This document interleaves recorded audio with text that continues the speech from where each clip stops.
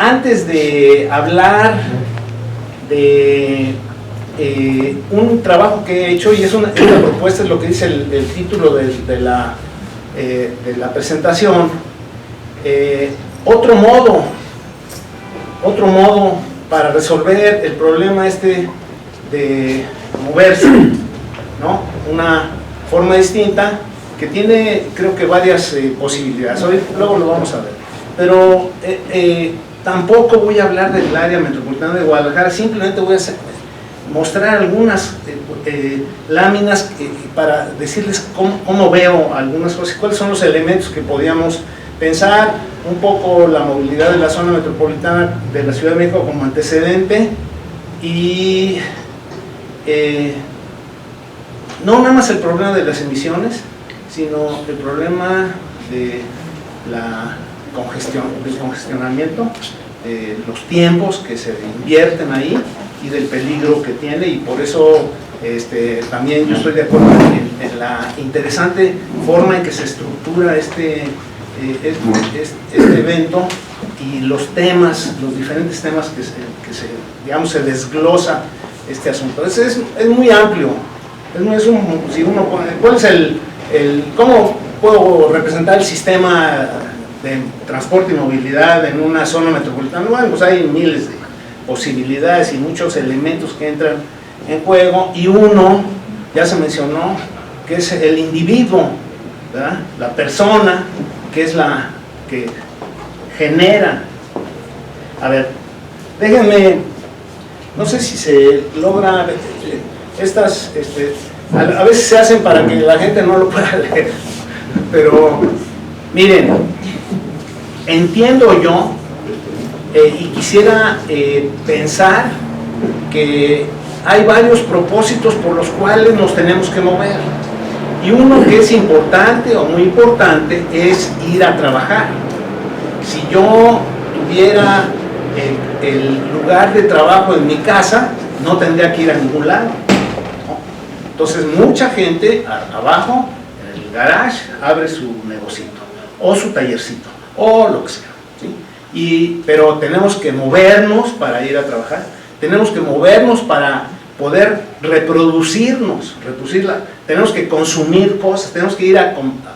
Entonces hay, digamos, dos planos en los que creo que se puede entender esta idea de por qué los individuos se mueven en un ámbito urbano, la ciudad, metropolitano, si ustedes quieran.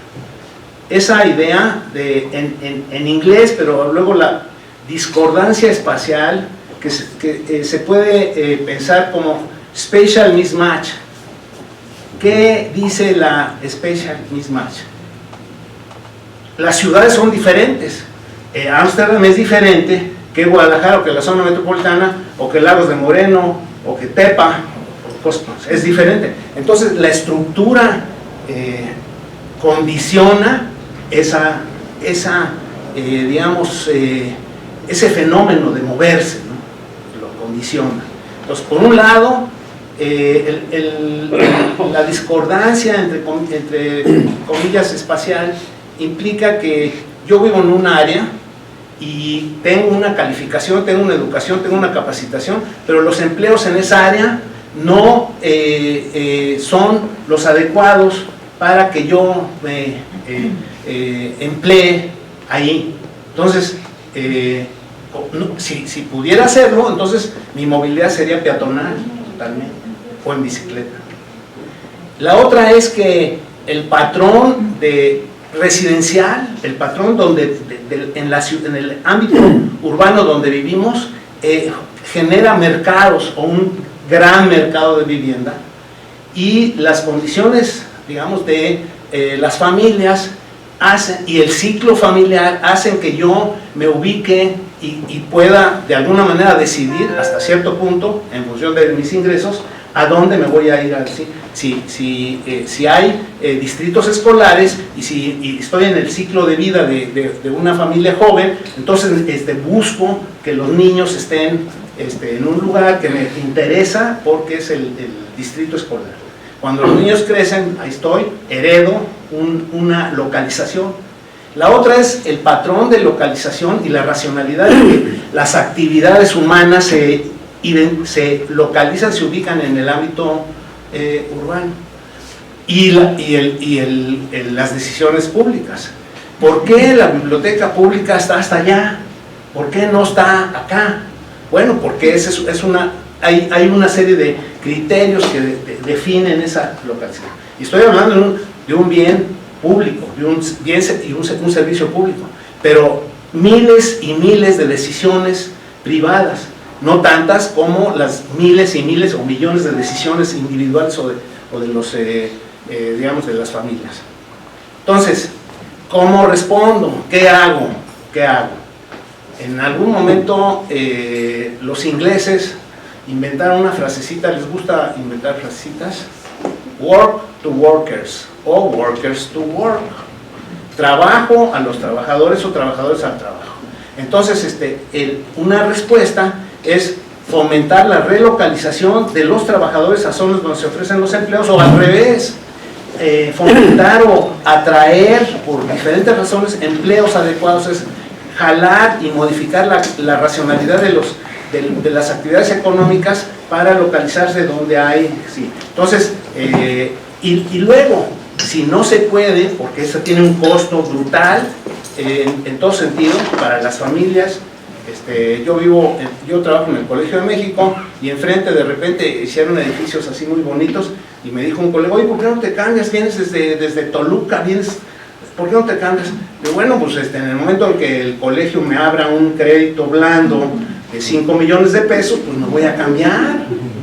¿Sí me explicó? La otra es, ¿cómo lo resuelvo? Proveer información y comunicación, vías de comunicación, medios de comunicación para conectar no necesariamente espacialmente, conectar. Espacialmente es de lo que estamos hablando, conectar, ¿sí? Y luego la otra política de empleo para conciliar este desajuste es capacitar y recalificar a los trabajadores, ofrecer capacitación para adaptarse a la racionalidad de la oferta del empleo, pero también a la tecnología, porque la actividad económica se modifica en función del cambio técnico, ¿sí? Las costureras en México en 1985, donde en el sismo, estaban trabajando en el centro de la ciudad, ¿verdad? Pero ahorita ya no están trabajando en el centro de la ciudad porque el cambio técnico no, y además porque se cayeron los edificios, pues, y no sé si había licencias y cosas por esto. Bueno, esas son las condiciones del contexto. Bien. Miren, le pregunté a Libertad si la ciudad de Guadalajara era o no era monocéntrica, y ese es un problema importante porque tiene que ver con el desplazamiento y el agregado en términos de uso de los diferentes modos de transporte, pero tiene que ver también con el impacto que tiene la movilidad en términos de generación de gases de efecto invernadero, etcétera, etcétera, contaminación y cosas por eso.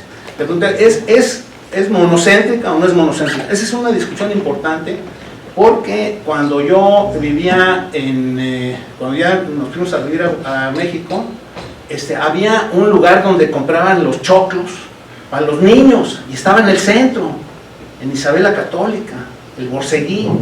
Ahí era el lugar donde iban los niños, ahí iba yo a comprar, ahí me llevaban, ¿sí? Ahora, no sé, pues ahora hay no sé cuántos millones de habitantes metropolitanos, nunca van al centro, van una vez, van a gritar al Zócalo, viva México, ¿no? Nada más el 16 de septiembre. Pero fuera de eso no van al Zócalo, no van al centro. No sé cómo, la gente que vive aquí en Zapopan va al centro de Guadalajara.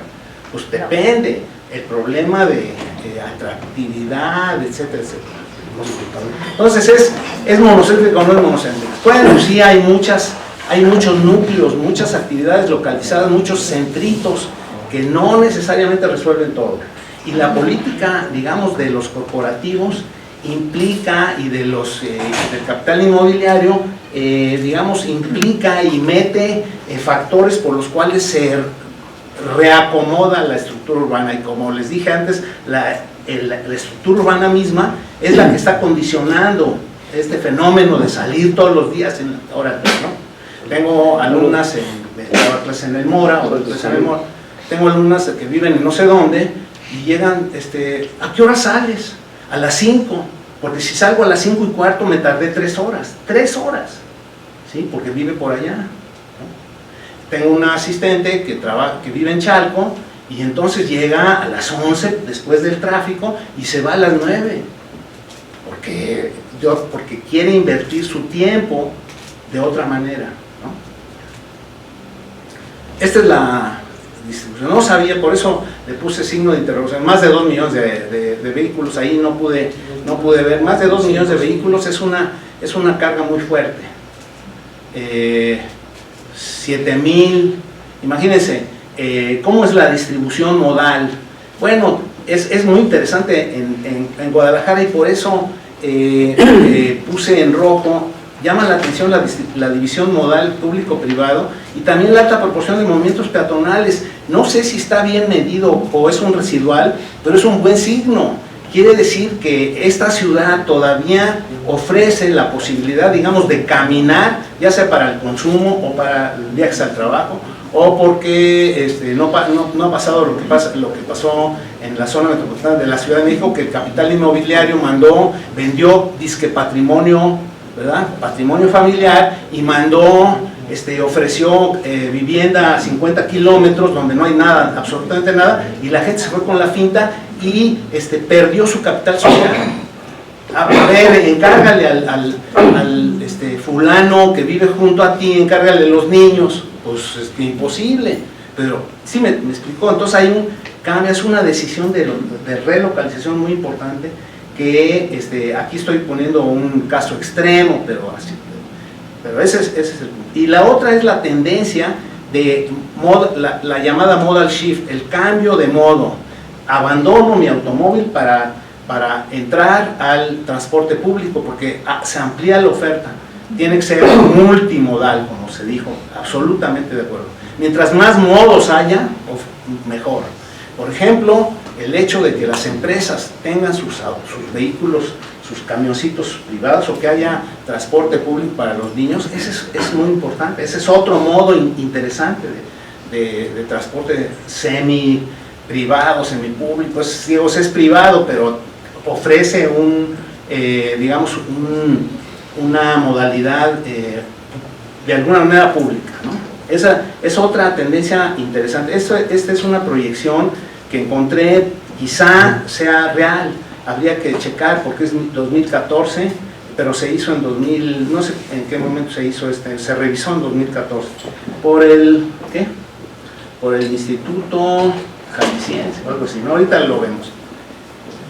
La otra tiene que ver con cómo está distribuido y cómo se va a distribuir.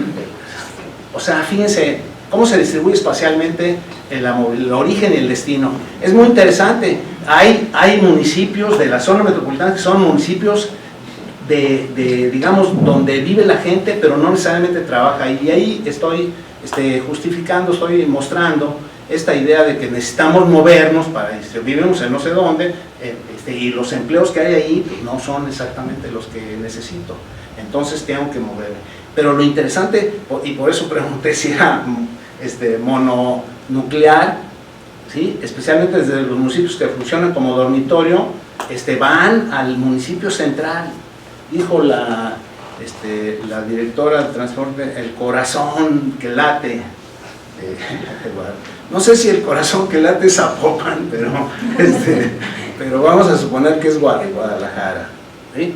Y la otra, esta es una fotografía, un registro de cómo se mueve y cómo se carga las vías que se ofrecen para circular. Es interesante porque ya, o sea, alguien vio el mapa y dijo, pues por ahí, maestro, ¿no? Entonces eso de mi macro, no sé qué es de macro, sí, ahí está, ahí debe ser, ahí deben ser. Esos son los ejes fundamentales.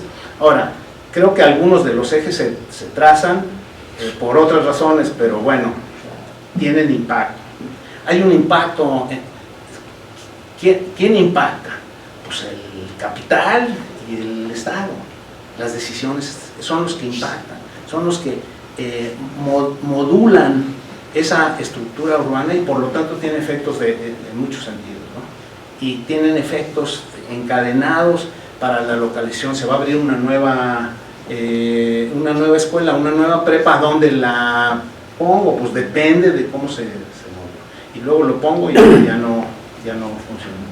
Bueno, déjenme mostrarles la zona metropolitana de la Ciudad de México y es lo mismo que pasa con Guadalajara. Miren, están padrísimas. Me encantan estos hipervínculos, pero no sé si se pueden. Si no hay wifi, creo que no se puede. ¿Sí?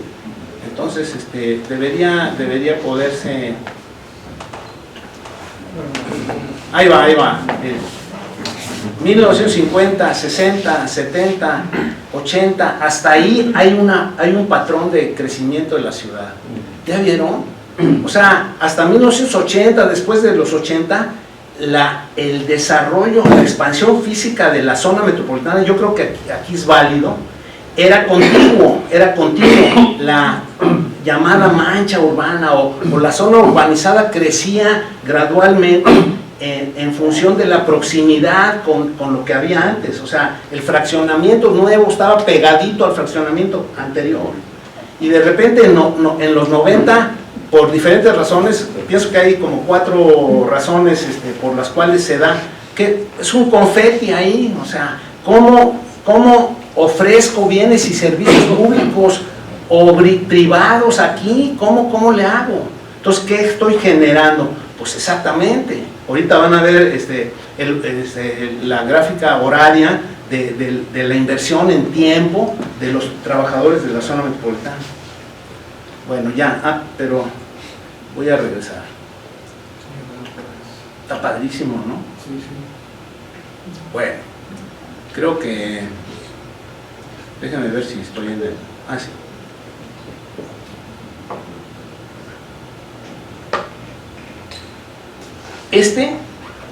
Esto, sí, ese es la disyuntiva, el callejón sin salida que tenemos si usamos transporte público o usamos transporte privado. Es igual, es un congestionamiento brutal. Esa es una línea del metro, creo que es Barranca, no sé, o quién sabe qué línea es. Bueno, no sé si ustedes han ido a la Ciudad de México y usan el metro a la hora pico de la mañana o de regreso en la tarde. Ese puede ser Pantitlán, sí. Padrísimo, ¿no? Yo estoy acá arriba ahí. ¿Sí? Hasta arriba estoy. ¿Sí? ¿Cuánto me voy a tardar? Lo mismo que se va a tardar este otro fulano en el automóvil para recorrer 5 kilómetros o 7. Ese está fantástico. Ahora, el otro es la división, fíjense.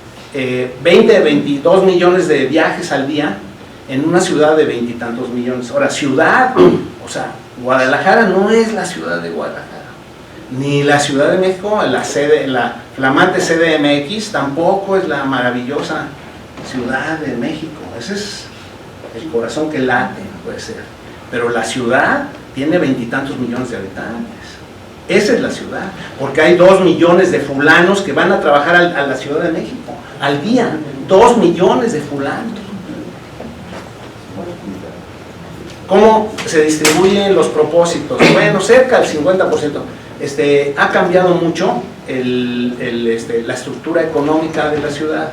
Entonces, digamos, si al principio la industria tiende a desarrollarse muy concentradamente, por diferentes razones, hay varias razones.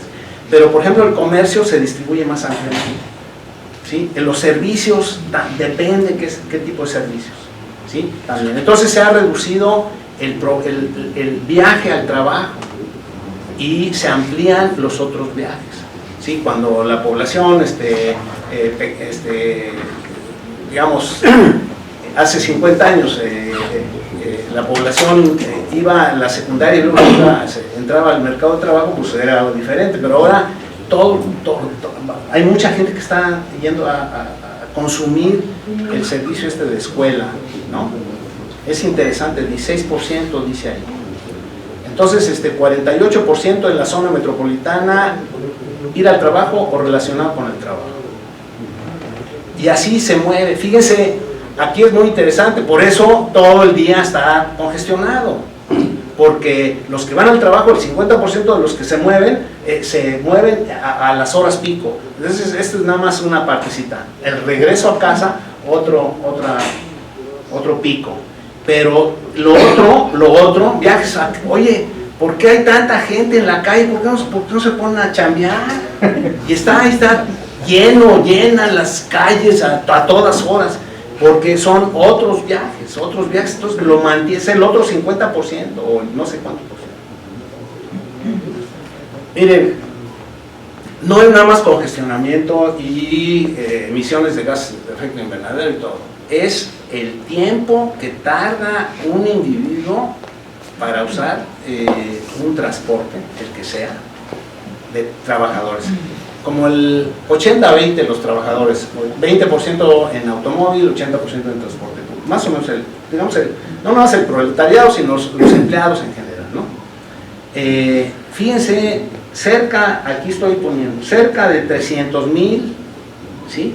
De los 5 millones, cerca de 5 millones cotidianos al trabajo, de los cuales 2 millones o quizá más de 2 millones viven fuera de la CDMX, ¿no? Bien, se mueven para ir a trabajar. 300,000 invierten 4 o más horas diarias, ¿sí? 4 o más horas diarias. Eso es absolutamente impresionante, ¿sí? A ver, ¿Qué se desprende de una inversión de tiempo de 4 horas? A ver, cuando llego a trabajar después de un viaje de 2,5 horas, bueno, ya, quiero un cafecito, mínimo, una botella. Perdón, ese tipo de botellita, yo tampoco. Soy muy ambientalista. Estoy sacrificándome usando la botellita de plástico, pero ya no 2, cara. Con una basta. Bueno, lo que ustedes quieran. Entonces ahí digo, son afortunados, ¿sí? Sí, afortunados, muchos, es grande, es enorme, qué bueno, ¿no? 2/3 partes de la población invierte menos de 1 hora para ir a hacer alguna actividad, a trabajo, y otra hora para regresar. Pero los demás, estos 2 horas, 3 horas, 10% entre 3 y 4 horas, ¿sí?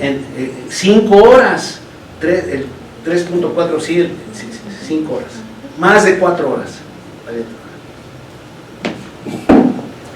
Miren, hay una página que se llama TomTom, es muy interesante. La ciudad más congestionada del mundo, para su información, es la zona metropolitana de la Ciudad de México. Es muy interesante.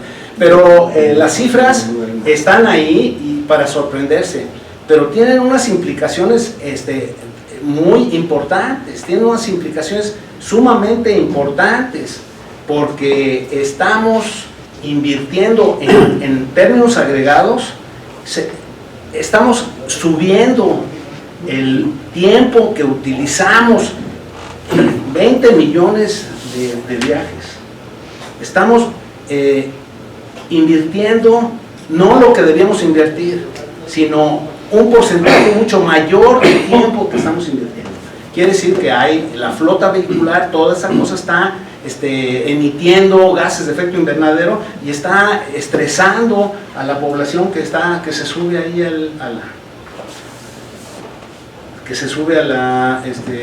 a los medios de transporte, ¿sí? Extra tiempo, 60 minutos, 59 minutos, 227 horas gratis estamos forzados a ofrecer de nuestro tiempo vital a movernos, ¿no? Ese es el punto, ese es el indicador. Primer lugar, padrísimo, estamos en primer lugar. Ya. Bueno, no, miren, un viaje en la zona metropolitana, en cualquier lado de la zona metropolitana, donde vivas, y trabajo en el sur y vivo en el norte, no sé, donde sea, debo tardarme media hora, a las 4 de la mañana, con mucho cuidado, porque ¿sí? No, cuando dice, cuando el semáforo está verde, hay que poner el pie en el freno, cuando está rojo, pues ni hablar. Pero dura 1 hora 10 minutos, o sea, 40 más, ¿no? O sea que de esos 300,000 trabajadores podrían reducir, si resolvemos, paleamos la idea esta del congestionamiento de los vehículos en las calles, bajamos de más de 2 horas a 1 hora y todo en términos de promedio, ¿no? ¿Cuáles son los? Pues no quiero aventurar. Hay un accidente entre 2 automóviles y se bajan y uno mata al otro, ¿no? Porque tiene ahí 3 horas desesperado porque no llega a su trabajo. Tenía un alumno que estaba estudiando transporte y movilidad y entró a especializarse en quién sabe qué, neurociencias, y tuvo un accidente y murió precisamente porque se bajó un tipo, porque estaba discutiendo con el otro, estaba diciendo, oye mano, tú me pegaste, no, quién sabe qué, y el otro, el que venía con el otro, le dio un golpe en la cabeza y ahí lo mató.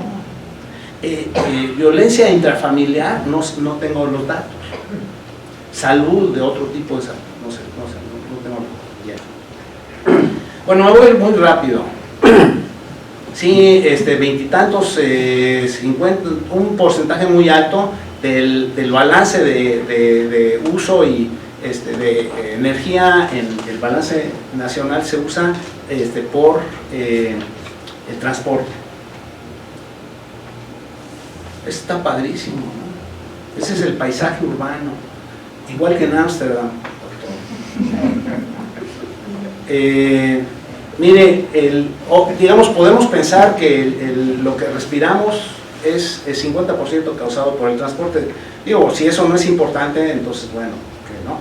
Pero además los puntos, las fuentes puntuales las tenemos controladas, mucho más controladas que las móviles, ¿no? Porque introducimos una medida de no circule y entonces el otro ya compró otro carrito fregado, todo esto.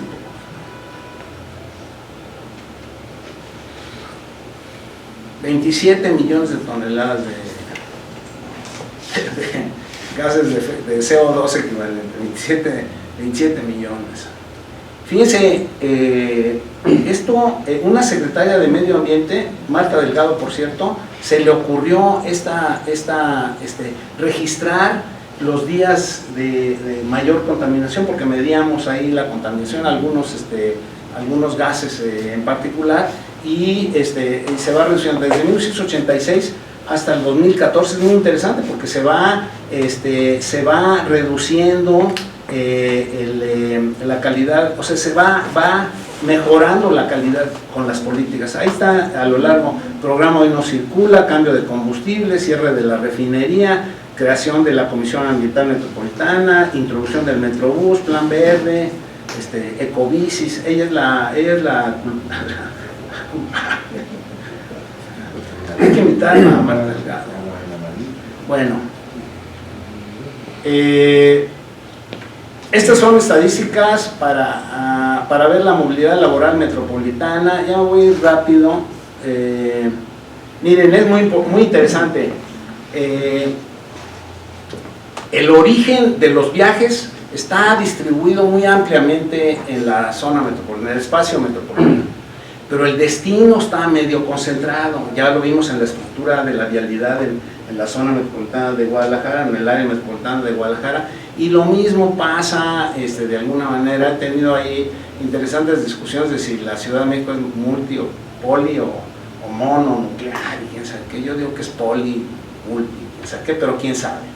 Depende cómo lo mido, depende cuál es el indicador y a qué escala lo mido. Ahorita fíjense, ahí está la distribución del origen en la zona metropolitana, y ahí está el mapa del destino. Pues obviamente se concentra ahí, ¿sí? Es una ciudad aparente monocéntrica, sí, pero la escala indica 3 delegaciones, indica un área muy grande, y no estamos viendo los ejes principales ahorita, Santa Fe y todo eso, ¿no?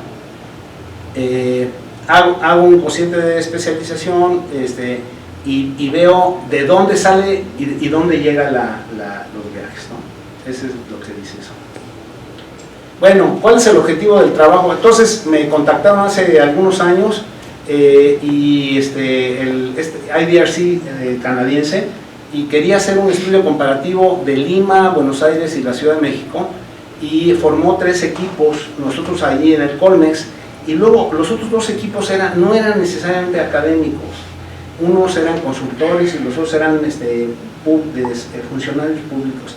Entonces hubo reuniones y cosas por el estilo para homogenizar y homologar la propuesta y la estrategia de investigación y todo. Sin embargo, no se pudo. Nosotros lo que hicimos fue primero definir qué es teletrabajo, y cuáles eran nuestros propósitos, ver si había una reducción en la movilidad motorizada, ¿verdad?, en función de la adopción de esta modalidad de trabajo, y luego también ver si había diferencia en términos de género, los trabajadores y las trabajadoras, o los empleados y las empleadas, ver si había alguna diferencia, porque facilitaba o no la implantación o la implementación de esta modalidad.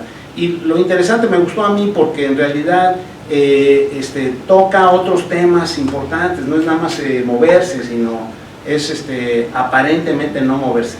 Hicimos una estimación muy cautelosa. Fíjense, en la lista de respuesta a los temas de por qué se mueve la gente, todo es movilidad. Bueno, y no movilidad. O sea, hay no movilidad. Yo hago teletrabajo todo el tiempo, todos hacemos teletrabajo, ¿no?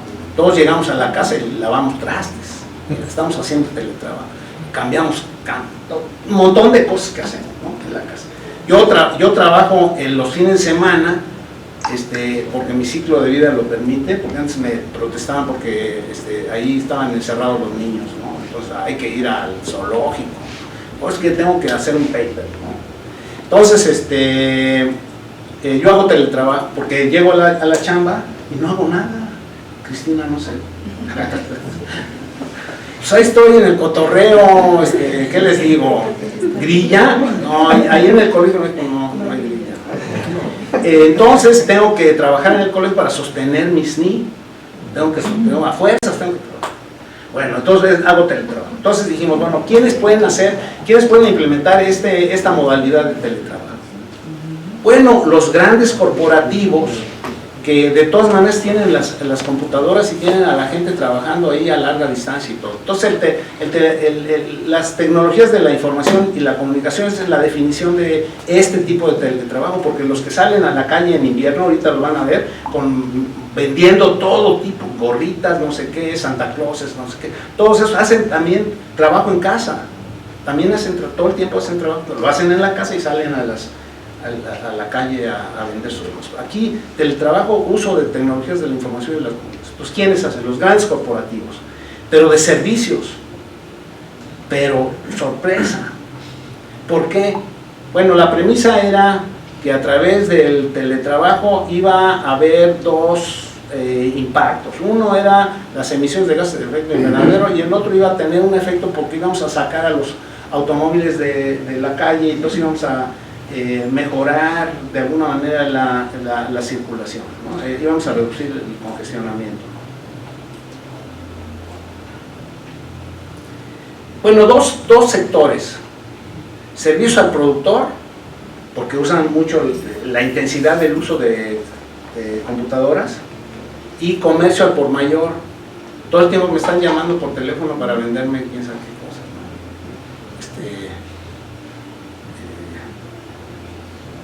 Viajes en barco, en el Mediterráneo, todo el tiempo. Servicios nuevos, fantásticos, que abren en la televisión, ¿no? Vas a poder ver el BBC, todo el tiempo le están comercio por mayor, ¿no?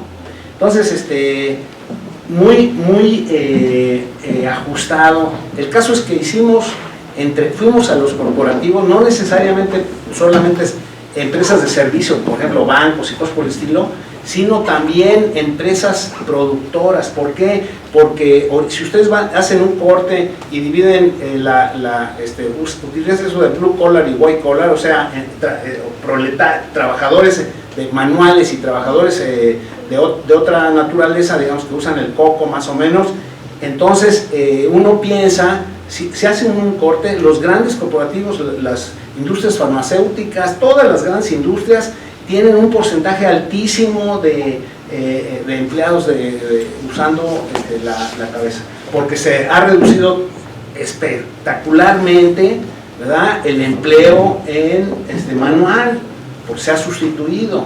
Si ustedes van, por ejemplo, yo voy todo el tiempo y me gusta, cuando me dan chance, voy a visitar las plantas de la Nissan en Aguascalientes. Entonces, bueno, si ustedes entran a la planta 3, produce 1 millón de automóviles al año, todos están vendidos fuera del país, todos. La 1 y la 2 es mercado local o mercado nacional, y el otro es... ¿qué es lo que pasa? Hay, no sé qué porcentaje, les gusta 80%, con altísima calificación, todo está robotizado, no son obreros esos cuates, son ingenieros, mecatrónicos, son ingenieros los que están ahí viendo cómo se construye el carro, cómo se mueven y luego se crea un mercado secundario, la gente que limpia, la gente que está ahí, y también tienes ahí andan recorriendo todo, limpiando. Entonces, el vigilante, el de afuera, y todo eso. Entonces se crea esos sí son trabajadores, ¿no? Esos son los que se tardan 4 horas en llegar. Los otros llegan y se estacionan en las grandes estacionamientos. Entonces, hicimos una encuestita a los empleados y al encargado de implementar esa modalidad. Entonces dijimos, bueno, ¿cuál era el potencial? Bueno, aplicamos algunos datos en función, digamos, el perfil de la movilidad de los trabajadores en la zona metropolitana, el 30%, en el caso son 30% en automóviles, 70%. Entonces, ese es el porcentaje que aplicamos esta medida. No hicimos lo que pasa con el prorrateado del costo de emisiones y en energía en transporte público, pero nada más los de automóviles. Entonces dijimos, bueno, el potencial es 54,000, un porcentaje muy pequeño. Revisamos los estudios. Hay un estudio en Los Ángeles, en panel, que tiene, no sé, 30 años, y entonces ellos han estado haciendo. Mokhtarian es el autor de ese estudio, y en función de lo que ellos la experiencia que ellos tienen, obviamente Los Ángeles no es la Ciudad de México, pero en términos de cuánto se incorporan, y allá es más fácilmente incorporado, ¿no?, en la modalidad. Entonces lo calificamos, lo ponderamos hacia abajo, y dijimos, bueno, ¿cuántos empleados hay en el sector y cuántos hay en el otro? Tantos. Bueno, son 50 y tantos mil que potencialmente podrían hacer teletrabajo. Y estos son los que se mueven en auto, 17,000, digamos un poquito, 30, más o menos más de 30%. ¿Cuánto? Fíjense, 50 kilómetros, o sea, 25 y 25 kilómetros, 50 en promedio los que hacen teletrabajo. Entonces, susceptibles de entrar a la modalidad, pues los que viven en la zona metropolitana, en Tlajomulco, en Tonalá y no sé dónde, ¿no? Esos son los que hacen teletrabajo. Ya vieron el mapita, digamos, la zona metropolitana, viajes hasta de 30 kilómetros, muchos de 20, 25 kilómetros, y encontramos varios que venían de Toluca, como su servidor. Bueno, ¿Qué pasó? Se reduce muy poquito, fíjense.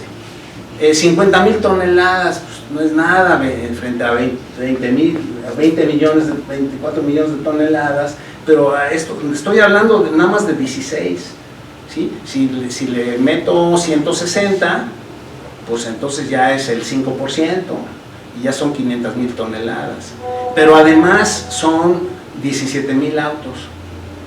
17,000 autos, dependiendo en lugar de la... Generalmente tendemos, salvo los Uber y algunos otros, tendemos a buscar las avenidas principales. Hay una tendencia a buscar las avenidas principales. Yo no ando culebreando por las callecitas porque el único que puede hacerlo es el que tiene a la señora que está arriba diciéndole por dónde ir, ¿no? A la derecha, a 200 metros, ellos sí pueden, digamos, culebrear, pero yo busco la avenida, cuando vengo a la López Mateos y el periférico, necesito, y a las Américas, es mi mapa mental, o a donde voy, generalmente son esas, entonces yo busco esas, no voy a andar por las... Hoy te puedes meter por atrás de Zapopan y quieres aquí luego llegar, no, pero pues, no sé, me voy a perder. Bueno, eso es. Ahora, género, fíjense, tiene que ser muy hábil. Hay un efecto rebote. Entonces yo hago teletrabajo, sí, pero en lugar de que aprovechar la cafetera de la oficina, prendo mi cafetera y también el sonido. Entonces tengo prendido todo el día la cafetera y todo el día el sonido. Entonces tengo efecto rebote. Y afortunadamente no tengo hijos grandes, no están, pero, oye papá, oye mamá, préstame el carro porque voy a... ¿no? Entonces ya ahí está el carro. Entonces ya no se quedó parado el carro. Entonces hay un efecto rebote. Hicimos una estimación que creo que aquí no la estoy presentando de eso, ¿no? Y la otra, la diferencia, la motivación para entrar a esta modalidad, ¿no? Y luego el orden y el control, altos estándares. Yo tengo mi teletrabajo de los fines de semana, sutilmente, no sé si aquí también es sutil, ¿no? En el mexiquense no, en el mexiquense hay que firmar, a qué hora sale uno, a qué hora sale están filmando, a qué hora sale uno del cubículo para ir por un café, le están restando los minutos, no sé cómo se hace aquí en el colegio de Jalisco. Perfecto, igual que en el colegio, pero ahí es sutil, es absolutamente sutil, porque al medio año me llega una hojita y me dice, es tiempo de que hagas tu reporte. Ay, ¿no? Entonces, y la presión esa de ahorita, lo del SNI, esa es otra presión indirecta, sutil, pero pues ahí estoy. Yo, alto estándar de desempeño, no sé, pero alto estándar de dedicación, sin duda. Bueno, fíjense la diferencia entre hombres y mujeres. Más mujeres aceptan la modalidad, pero fíjense, es muy interesante. Les cuesta más trabajo aceptar la modalidad a las mujeres que a los hombres, porque las mujeres quieren estar ahí en la chamba, por ese lado, pero también dejan la responsabilidad de la casa, y entonces la función de la mujer en la casa es atender a la familia, a los niños, a los viejitos y todo. Entonces, por un lado quieren estar más, pero por otro lado tienen el compromiso y la responsabilidad, entonces aceptan más. En esta muestrita de piloto de 72 trabajadores, ¿no? Aceptan más. Entonces, fíjense, mujeres casadas, un porcentaje mayor, ¿no? Luego de solteros más o menos igual, ¿no? Y hay otras interesantes razones, motivos para aceptar el teletrabajo. Fíjense. Cuidado de los hijos o algún otro familiar, ahí está. No es válido estadísticamente ni mucho menos, es un piloto, pero nada más para ver ahí cómo está. Entonces estoy pintando ahí el perfil, ¿sí? Y en todo, salvo, fíjese, la gente que tiene alguna dificultad motriz o alguna cosa de los hombres, prefieren quedarse porque saben lo que significa entrarle a la experiencia de moverse. Entonces ellos, si tienen alguna discapacidad o algo así, prefieren el teletrabajo. Luego, distancias, también, si hacemos un corte de hombres y mujeres en quiénes son los usuarios del transporte, las mujeres tienen viajes más cortos que los hombres, sí, generalmente, en todas partes del mundo.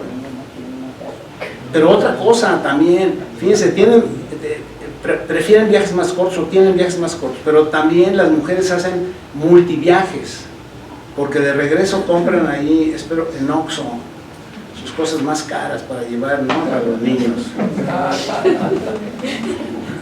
¿No? Sí, pero hay diferencia, ¿no?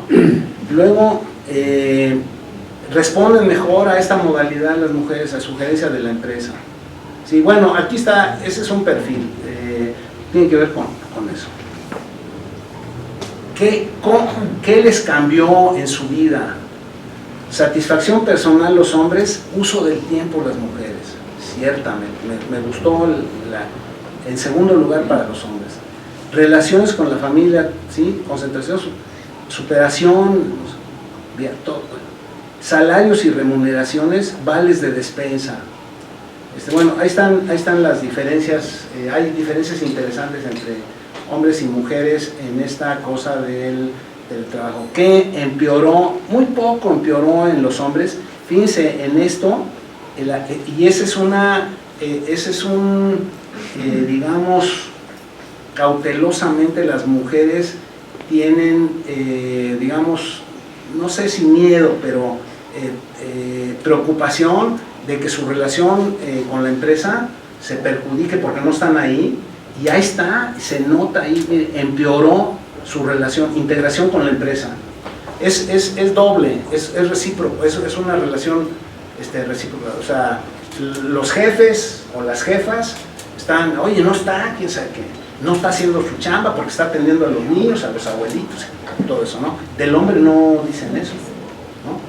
Y por el otro lado, digamos, estar ahí, ¿sí?, en el ámbito de trabajo es una cosa importante, pues, es como una especie de reivindicación, no sé, es interesante, ese es un punto importante. Y luego también un poquito de superación y concentración, obviamente, ¿no? Concentración en sus labores de los hombres. Pues sí, se van con sus cuates ahí ¿sí? No me están viendo, se van. Pero las mujeres se quedan en la casa atendiendo otras cosas, ¿no?, otras funciones. Esa es la gran diferencia. ¿Cuáles son las ventajas desde el punto de vista de las empresas y desde el punto de vista de los trabajadores? Bueno, pues ahí está. Cuidado de algún familiar, flexibilidad de horarios, mejor calidad de vida, porque están evitando el traslado, o sea, la movilidad. Para ellos, mejor calidad de vida quiere decir es eso, del lugar de trabajo al lugar de residencia. Esa distancia, esa fricción ahí del desplazamiento, es ya un mejoramiento de calidad de vida. No es otra, ¿sí? Los empleadores piensan que habrá, fíjense, es interesante, mayor productividad, eso es muy interesante. Pues claro, si me tardo 2 horas y media en llegar y otras 2 horas y media en regresar, ya se reduce, no sé cómo se mide, pero se reduce la productividad. Y la otra que a nosotros nos pareció muy importante, la posibilidad de emplear a individuos que tienen hombres o mujeres que tienen alguna discapacidad, y eso abre la oportunidad. Ese es interesante. Y cada vez se incorporan más, hay planes para incorporar más a los que tienen alguna discapacidad. Entonces esa es una forma de hacerlo. Y la última conclusión, de manera optimista, pensamos que hay un efecto multiplicador si se amplía esa modalidad. En términos de la calidad de la vida familiar, en términos, y además en términos, digamos, también de vecino, de difusión de la modalidad. Y la otra, bueno, pues no moverse, pues, eso es, a mí la verdad me gusta trabajar en mi casa, nadie me está molestando. No tengo horario para estudiantes en mi casa, ¿no? Me encanta que me vayan a visitar los estudiantes, pero no tengo. Lo único que tengo que me molesta, no es cierto, es mi mujer, ¿no? Pero fuera de eso, oye, pues no es cierto, hombre, al revés, soy feliz ahí, con todas las cosas.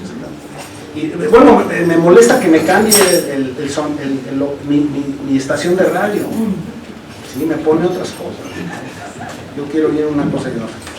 Es en broma, pero creo que hay potencial. A mí me gustó mi tarea. Fíjense, no pudimos hacer una comparación estricta entre Buenos Aires, Lima y la Ciudad de México, porque no homologamos, por ejemplo, el piloto. No hicimos la misma estrategia de investigación para capturar todo esto. Los de Lima, que eran funcionarios públicos, y los de Buenos Aires, que eran consultores. Entonces no se pudo hacer una comparación. Ese fue un error ahí de cómo se planteó por parte del IDRC el estudio. Debían haber ubicado o puros consultores o puros académicos para poder hacer digamos, homologar y tener resultados comparativos, y eso no se puede. Incluso no sabemos tampoco qué efectos de rebote, por ejemplo, puede tener en Buenos Aires o en la Ciudad de México, ¿no? Y si en Lima hay una división de géneros semejante, si se responde de la misma manera, todo ese tipo de cosas que podrían ser interesantes. Se hizo en la Ciudad de México, la senadora Amalia García hizo un coloquio pensando que el trabajo iba a ser muy... No, senadora, pues sí es importante, pero no hay solución única, por eso le puse complementaria al título del trabajo, y listo, hasta ahí se acabó.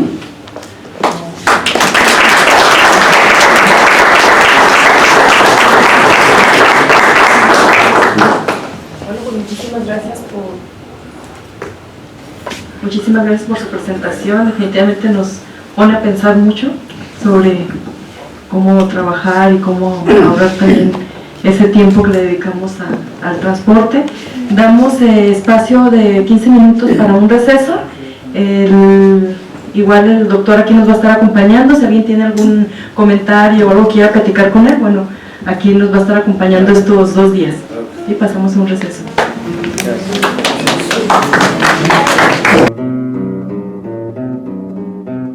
Colhal, cultura académica viva.